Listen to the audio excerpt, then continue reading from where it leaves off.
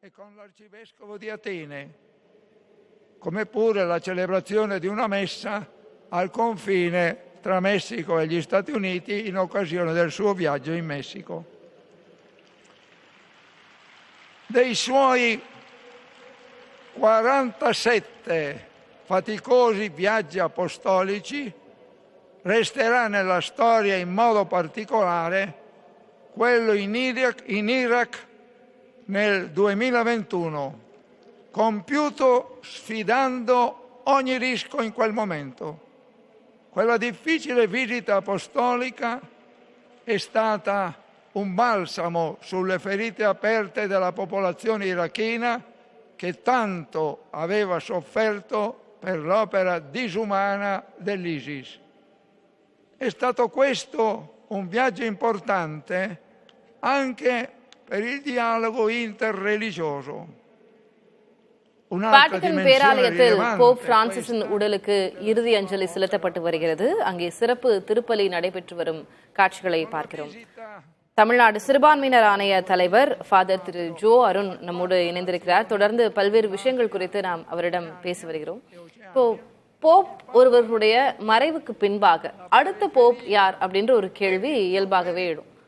எல்லா சம்பிரதாயங்கள் போலவும் இதுலயும் நிறைய சம்பிரதாயங்களை ரொம்ப ஸ்ட்ரிக்டா கடைபிடிக்கக்கூடிய ஒரு விஷயமும் இருக்கிறது.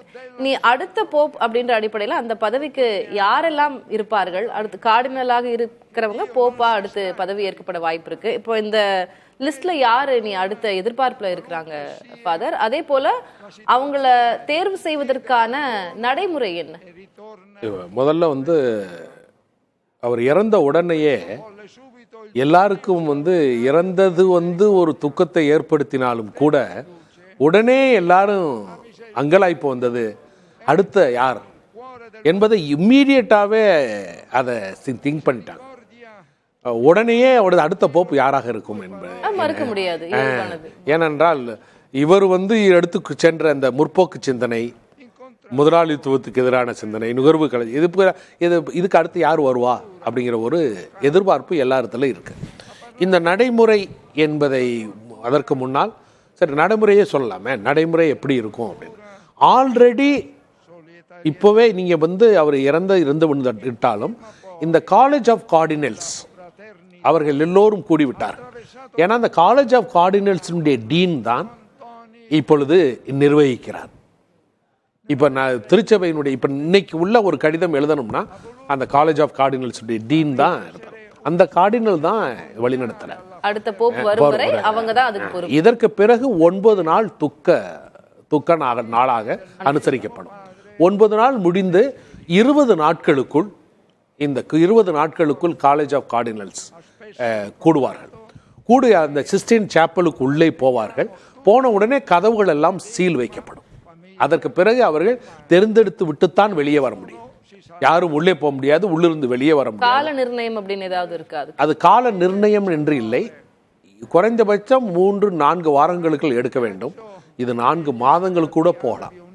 ஆனால் தெரிந்தெடுக்க வேண்டும். இந்த டிஜிட்டல் உலகத்தில் வெப் உலகத்தில் கணனி உலகத்தில் நமக்கு இருக்கக்கூடிய ஒரே தொடர்பு புகை தான்.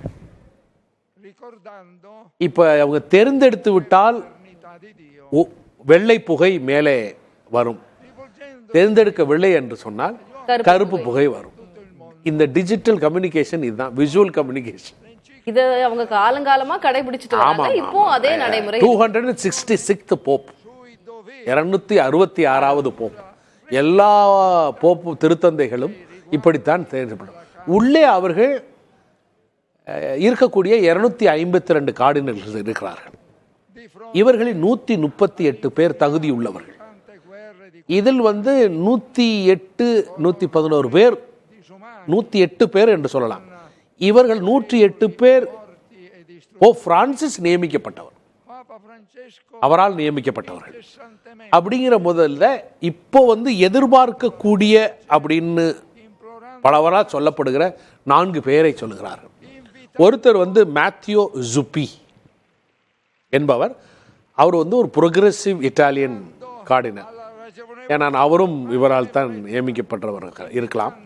அதனால மேத்யூ ஜுப்பி. ரெண்டாவது வந்து பியத்திரோ பொரோலின் என்கிறவர். அவர் தான் வந்து வேட்டிக்கனுடைய secretary of state. Secretary is the main செயலர்,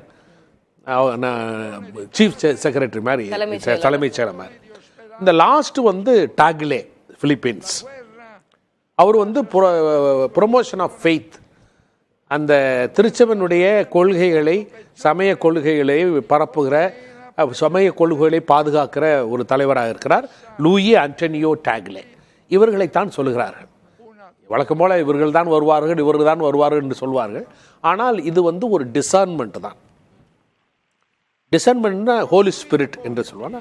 தூய ஆவியினுடைய தூண்டுதலால், இப்போ யாருமே எதிர்பார்க்காத போப் பிரான்சிஸ் முதல்ல தென் அமெரிக்க முதல்ல ஒரு ஜெசுவிட் போப் வந்ததுனால யாரும் எதிர்பார்க்கவில்லை.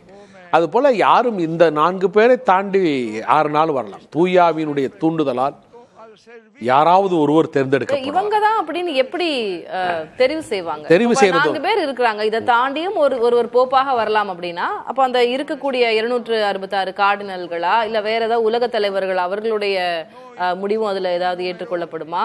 எப்படி என்ன அடிப்படையில தேர்வு செய்வாங்க? அதாவது இதனுடைய முறை வந்து தெளிந்து உணர்கிற முறைன்னு சொல்லலாம். அதுக்கு பேர் வந்து டிசர்ன்மெண்ட் ஆஃப் ஸ்பிரிட்ஸ். தூய ஆவியின் தூண்டுதலால் தெளிந்து உணர்வது என்று சொல்லலாம். என்ன முதல்ல செய்வாங்க அப்படின்னா, இன்றைய சூழலில் ஒரு ஸ்வாக் அனாலிசிஸ் மாதிரி,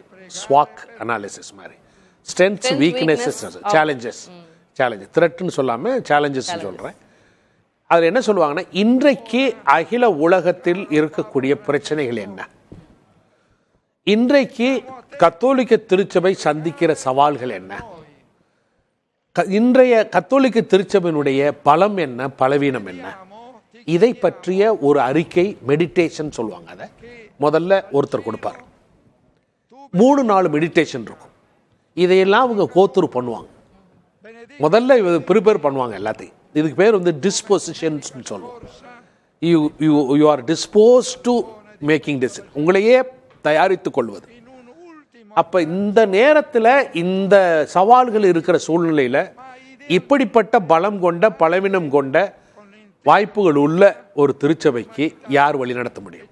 சிச்சுவேஷனல் லீடர்ஷிப் என்று சொல்லுவோம். இந்த சிச்சுவேஷன் யாரு சொல்றதுனாலேயோ யாராவது அழுத்தத்தினாலேயோ வராது. இது வரைக்கும் நடந்ததே கிடையாது. ஏன்னா தொடர்பே இல்லையே. மொபைல் போன் தொடர்பு இல்லை, எந்த தொடர்பும் இல்லை. உள்ள போறவங்க 4 மாதங்கள் ஆனாலும் அங்கே இருக்க, அவங்க வந்து அந்த சீக்ரெட் ஓத் எடுக்கிறாங்க. அந்த உறுதிமொழி எடுத்த பிறகு யாரோடையும் பேசிக்க மாட்டாங்க. ஆனால் அவன் இன்னொருத்தரோட பேசிக்கலாம். அதுக்கு பேர் வந்து முர்முராசியன்னா லாட்டினில். நீங்கள் ஒருத்தரை போய் இன்னொருத்தரை தெரிந்தெடுக்கணும்னு நினைக்கிறீங்கன்னா அப்படின்னா, அவரை பற்றி தெரிஞ்சுக்கணும்னு இன்னொருத்தர்கிட்ட கேட்கலாம். நீங்கள் யூ ஆர் அலவுட். அதை தவிர வேற எந்த தொடர்புமே இல்லாத, எந்த அழுத்தமும் இல்லாமல் அவருக்குள்ள இன்றைக்கு உள்ள சூழ்நிலையில் யார் தகுதியானவர், இந்த சவால்களை சந்திக்கக்கூடியவர் யார், இப்படிப்பட்ட பலவீனமான பலமுள்ள திருச்சபைக்கு யார் தேவை என்பதை முதலில் வரைந்து கொள்வார். அப்படி வரைந்த பிறகு இப்படி இருக்கிறவர்களில் யார் இதில் பொருந்துவார்கள்? தலைவரை தேர்ந்துவிட்டு பொருந்துவதில்லை, தகுதிகளை பொருத்துவதில்லை. இன்றைக்கு எப்படிப்பட்ட தலைவர் வேண்டும், எப்படிப்பட்ட சூழ்நிலையில், இப்படிப்பட்ட சூழ்நிலையில் எந்த தலைவர் வேண்டும், அதை வரைந்து வைத்துக்கொண்டு அந்த சட்டகத்துக்குள் யார் பொருந்துகிறார்களோ அவர் வைப்பார். அது வெள்ளை புகை மூலமாக தெரிய வரும். ரொம்ப அழகா அதை விளக்கி இருக்கிறீங்க ஃபாதர். நம்ம தொடர்ந்து பேசலாம். ஒரு சிறிய இடைவேளை எடுத்துக்கொள்ளலாம். அதற்கு பிறகு நாம் நேரலையை தொடரலாம்.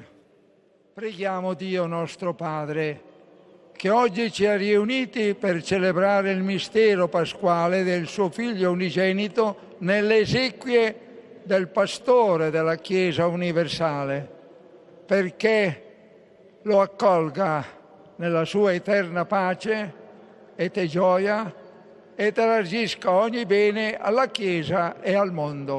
போப் பிரான்சிஸுக்கான இறுதி அஞ்சலி செலுத்தப்பட்டு கொண்டிருக்கிறது. வாட்டிகனில் சிறப்பு திருப்பலி நடைபெற்றுக் கொண்டிருக்கும் காட்சிகளை பார்க்கிறோம்.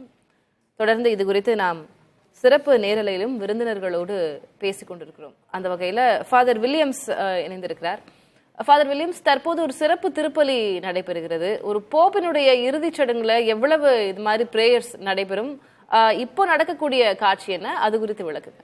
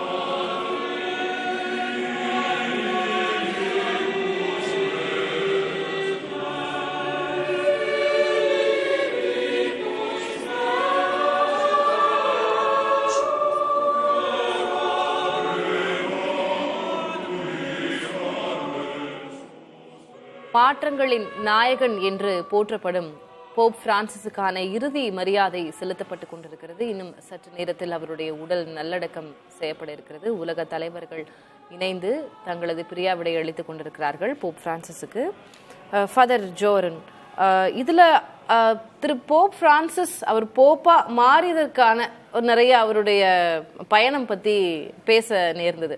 அதுல என்ன சொன்னாங்கன்னா, ஒரு சின்ன ஒரு சுவாரஸ்யமான ஒரு விஷயம், அவருடைய டீனேஜ்ல அவருக்கு ஏற்பட்ட ஒரு இன்ஃபாக்சுவேஷன், அவர் ஒரு சின்ன வயசுல ஏற்பட்ட ஒரு காதல், அதனுடைய தோல்விக்கு பிறகுதான் அவர் இந்த மாதிரி இந்த மார்க்கத்துல வரணும், ஃபாதரா போகணும் அப்படின்னு நினைத்தாரு அப்படின்ற தகவல் சொல்லப்படுது. அது உண்மையா அப்படின்னு தெரியாது, ஆனா அங்கொன்றும் இங்கும் ஒன்றுமாக அது போன்ற ஒரு தகவல் இருக்கிறது. அது விளக்க முடியுமா? அது 12 வயசுல ஒரு சின்ன குழந்தைகளுக்கே ஏற்படுத்தக்கூடிய, சிறுவர்களுக்கு ஏற்படக்கூடிய ஒரு அட்ராக்ஷன். அமலியா தமோந்தே என்கிற ஒரு சக மாணவி அவர் பழக்கமாக ஒரு ஃப்ரெண்டாக இருந்திருக்கிறார். அவருக்கு ஒரு கடிதம் எழுதியிருக்கிறார். அந்த கடிதத்தை அமலியாவுடைய வீட்டில் பார்த்துவிட்டு இதுபோல் செய்யக்கூடாது, இவர் நீ என்னை ஏற்றுக்கொள்ளவில்லை என்று சொன்னால் என்னை நான் பிரீஸ்ட் ஆவேன் என்று சின்ன பிள்ளையில சொல்ற அந்த ஒரு இன்ஃபாக்சுவேஷன், சாமியார போயிடுவேன் சும்மா பயமுறுத்துற. இதற்கும் அவருக்கும் இது தொடர்பு இல்லை என்பதுதான். அது எல்லாருக்கும் ஒரு மனிதன் என்கிற ஒரு சாதாரண மனிதன், நம்முடைய பள்ளி பருவத்தில் ஏற்படுகிற கிரஷஸ், ஒரு நிறைய கிரஷஸ் இருக்கும். பட் தீர்க்கமா இது ஒரு பெரிய லவ் அஃபேரா இருந்து அப்படி என்கிற 12 வயது 13 வயது நாட் ஈவன் டீனேஜர். ஆமா, இன்றைக்கு ஒரு போப் இன்ஃபாலிபிள் போப்பா இருக்கக்கூடியவர் இன்னைக்கு நான் மனிதன், பலவீனமானவன் என்று நினைப்பதற்கு இருக்கக்கூடிய அந்த முதிர்ச்சியை கொடுத்ததே இப்படிப்பட்ட சின்ன சின்ன அனுபவங்கள் தான். கண்டிப்பா ஒரு நானும் மனிதன் தான், நானும் எல்லா உணர்வுகளையும் கொண்டவன் தான் என்கிற இன்றைக்கு சொல்றார் பார்த்தீங்களா. இன்னைக்கு ஒரு சேம் செக்ஸ் யூனியன், ஒரே பாலினத்தவர் வருகிற போது அவர்களை புரிந்து கொள்வதற்கு இப்படிப்பட்ட அனுபவங்களாம் அவருக்கு உதவி செய்திருக்கும் ஒழிய அவர் வளர்ச்சிக்கு கூறிய சில அனுபவங்களாக பார்க்க வேண்டுமே ஒழிய அது ஒரு மிகப்பெரிய தாக்கத்தை ஏற்படுத்தியது, அதனால் தான் வந்தார் என்பதெல்லாம் பலரும் கட்டுக்கதையாக சொல்றாங்க. நான் அதனாலதான் அந்த கிளாரிட்டி உங்ககிட்டயே கேட்கணும் அப்படின்னு நினைச்சேன். பிரான்சிஸ் அப்படின்ற ஏதாவது ஒரு புனிதரனுடைய பெயரை தேர்வு செய்ய வேண்டும் போப்பாக பதவியேற்பவர்கள் அப்படின்றது நமக்கு தெரியும். இப்போ பிரான்சிஸ் அசிசியுடைய பேரை அவர் தேர்வு செஞ்சுக்கிட்டாரு. ஏன், எதனால பிரான்சிஸ் அசிசி மேல அவருக்கு ஒரு ஈடுபாடு? அவர் அடிப்படையில் அந்த எளிமை என்கிறதற்கு புனித பிரான்சிஸ் என்பவர் திருச்சபையில், கத்தோலிக்க திருச்சபையில் எளிமைக்கு, ஏழ்மை, ஒரு மிகப்பெரிய தனவந்தராக தன்னுடைய குடும்பம் எல்லாம் அரச வம்சத்தில் இருந்த குடும்பத்திலிருந்து வந்து ஏழைகளைப் போல வாழ வேண்டும், எளிமையாக இருக்க வேண்டும் என்கிற ஒரு புனிதர். அவர் வந்து இந்த பாவர்ட்டி, பாவர்ட்டி என்று சொல்லுவோம், அதை அந்த ஏழ்மையை ஒரு தாரக மந்திரமாக கொண்ட ஒரு புனிதர். ஏன் இவர் அந்த பெயரை வைத்துக் கொள்ள வேண்டும்? இவர் ஜெசுட் போப்புனா ஒரு இக்னேசியஸ் ஆஃப் லோயலா ஃபவுண்டருடைய பெயரை தானே வைத்திருக்க வேண்டும். இல்லை என்றால் அவர் ஜான் பால் என்று இருந்திருக்கிறது, இவர் ஜான் பால் அப்படிங்கிறார். பெனடிக்ட் அவர் 16th, இவர் 17th இருக்கலாம். இது ஒரு நிகழ்வை சொல்லுகிறார்கள். அவரை தேர்ந்தெடுத்த உடனேயே பக்கத்தில் இருந்த ஒரு கர்தினால் சொல்லுகிறார், they have chosen you, உங்களை தேர்ந்தெடுத்து விட்டார்கள், but don't forget the poor என்று சொல்கிறார். இது பெரிய தாக்கத்தை ஏற்படுத்தியது. அதனால் முதலில் இவர் பிரான்சிஸ் என்று அந்த புனிதருடைய பெயரையே எடுத்துக்கொள்கிறார். அதனால் தான் அவர் பயன்படுத்தி இருக்கக்கூடிய அந்த செருப்பு கூட ஒரு மீனவர் போடுவதை போல பிஞ்சு நூலாக இருக்கும். இப்பொழுது கூட நீங்கள் பார்த்தால் அந்த ஷூ வந்து அப்படியே நொறுங்கி போயிருக்கும், ஆனால் தொடர்ந்து போடுவார். அவரை அடக்கம் செய்கிற இந்த அடக்க சடங்குக்கு யாரும் செலவழிக்க வேண்டாம் என்று சொல்லி ஆல்ரெடி அவர் டோனரை வந்து 2022 பெற்றுவிட்டார். அவர் கொடுக்குற டெஸ்டமெண்ட்ல இதற்கான செலவுகளை நீங்கள் யாரும் இல்லைன்னா வழக்கமாக வந்து வேட்டிக்கானுக்கு தான் போகும். அவ்வளவு ரிச்சு உள்ள நீ செய்ய வேண்டாம், என்னுடைய சாவுக்கு கூட நீங்கள் வந்து செலவழிக்க கூடாது, அதுக்குன்னு ஒரு டோனரை. அவருடைய வாகனம் கூட நாங்க கேள்விப்பட்டது அவ்வளவு பெரிய நல்ல லக்ஸுரி கார்ஸ் எல்லாம் அதெல்லாம் பயன்படுத்தாம ரொம்ப சாதாரணமான கார்களையும் கார்டினல்ஸோட பேருந்துகளையும் அவர் பயணிக்க. ஆமா, அவர் வந்து போப்பா தேர்ந்தெடுத்தவொடனே அவருக்கு கூடிய பேலஸ், மிகப்பெரிய பேலஸ், ஸ்விஸ் கார்ட்ஸ் உள்ள மிகப்பெரிய இடம், அதில் இல்லையே, ஒரு தனி அப்பார்ட்மெண்ட்டில் தான் இருந்தார். நான் வந்து மார்ச் அவர் தேர்ந்தெடுக்கப்பட்ட 2013 தேர்ந்தெடுக்க 20 நாட்களுக்கு பிறகு அவரை மீட் பண்ணும்போது நான் அந்த பேலஸில் தான் போய் மீட் பண்ணுவோம் அப்படின்னா, அவர் சின்ன ஒரு அப்பார்ட்மெண்ட்டில் தான் எல்லாரையும் மீட் பண்ணுறாரு. அப்பொழுது இருந்தது ஃபாதர் உங்களுக்கு முதல் முறை போப் பிரான்சிஸ் அவர்களை சந்திச்ச அந்த தருணம்? அதாவது நான் வந்து அப்பொழுது பாளையங்கோட்டையிலிருந்து நான் போகிறேன், ஒரு இன்னொரு மீட்டிங்காக போகிறேன். போப்ப பார்ப்பனான்னு எனக்கு எதிர்பார்க்கல, ஆனால் வந்து வாய்ப்பு கிடைத்தது, போனேன். என்ன நான் ஃபீல் பண்ணேன்னா ஒரு எலக்ட்ரிக் ஷாக் மாதிரி இருந்தது என்ன. அதாவது வந்து ஒரு அற்புதமான ஒரு அனுபவங்களை எல்லாம் விளக்கி சொல்லுகிற வார்த்தைகள் கிடையாது. லாங்குவேஜ் ஃபெயில்ஸ் என்று சொல்வார்கள்ல, அதை விளக்கி சொல்ல முடியாது. ஆனால் அவர் அந்த 2-3 மினிட்ஸில் வரிசையாக திருப்பலி நிகழ்கிறது. திருப்பலியில் அவரோடு கலந்து கொள்கிறேன். அதற்கு பிறகு வெளியே வரும்போது ஒவ்வொருத்தரையாக மீட் பண்ணுறாரு. So I am from India, I am ஜெஸ்விட்ன்றேன். ஓ மை பிரதர், உடனே அப்படியே ஏதோ ஒரு 20 வருஷம் பழகின மாதிரி. அந்த ஃபோட்டோஸ் எல்லாம் எடுத்து பார்த்தா எல்லாரும் சொல்கிறாங்க என்னமோ 20 வருஷம் 30 வருஷம் பழகின மாதிரி. So quick to connect. அவருடைய கையை, இப்போ நான் உங்கள் கையை பிடிக்கிற பிடிப்பே யாருமே ஃபர்ஸ்ட் டைம் ஒருத்தர் வர்ற மாதிரி பிடிப்பாக இருக்காது, அப்படியே கேரசிங்காக இருக்கும். அப்போ அந்த கையை வந்து அடுத்த முறை நமக்கு ஒரு மணி நேரம் யார்ட்டையும் கையில் கை கொடுத்துடக்கூடாத மாதிரி ஒரு ஃபீலிங்கை உருவாக்கிடுவார். அது தட்ஸ் அ மேஜிக். இது வந்து கேரிசம்னு சொல்லலாம். அவரை பார்க்கணும்னு இப்போ ரோமை நகரமே, இட்டலியே சர்வைவ்ஸ் பை போப். ஏன்னா போப்பை பார்க்குறதுக்கு வர்றவங்களுக்கு தான் வந்து ஃபாரின் எக்ஸ்சேஞ்சே நடக்குது. அங்கே இப்போ இட்டலி வந்து சர்வே ஆகுதுன்னா போப்பு எடுத்துட்டிங்கன்னா இன்கமே போன மாதிரி. இருக்கிற கூடிய டாக்ஸி பிஸ்னஸ், வெளிநாட்டவர் வர்ற வருகை, அந்த பசிலிக்கா ஒன்று, அந்த போப்பை பார்க்கறதுன்னு ஒன்று. ஏன்னா பிகாஸ் அந்த கரிஸ்மா என்கிற அந்த ஒரு பயங்கரமான ஒரு அற்புதமான ஒரு ஆளுமையினுடைய அந்த வசீகரம் வந்து எல்லாரையும் கவருது அப்படின்னா, நான் தனிப்பட்ட முறையில் அவருடைய கைகளை பிடித்த போது நான் ஒரு 2 மணி நேரத்துக்கு அந்த கையை யார் கையில் அப்படின்னு சொல்லி அதான் நீங்க உணர்ந்திருக்கிறீங்க. நம்ம தொடர்ந்து பேசலாம் ஃபாதர். வாட்டிக்கனிலிருந்து காட்சிகளையும் நாம் பார்த்து வருகிறோம். போப் பிரான்சிஸினுடைய இறுதிச் சடங்கு நடைபெற்று வருகிறது. தொடரலாம் நேரலையே ஒரு சிறிய இடைவெளிக்கு பிறகு. Qui provavis et promultis et fundetur in remissionem peccatorum, hoc facite in meam commemorationem.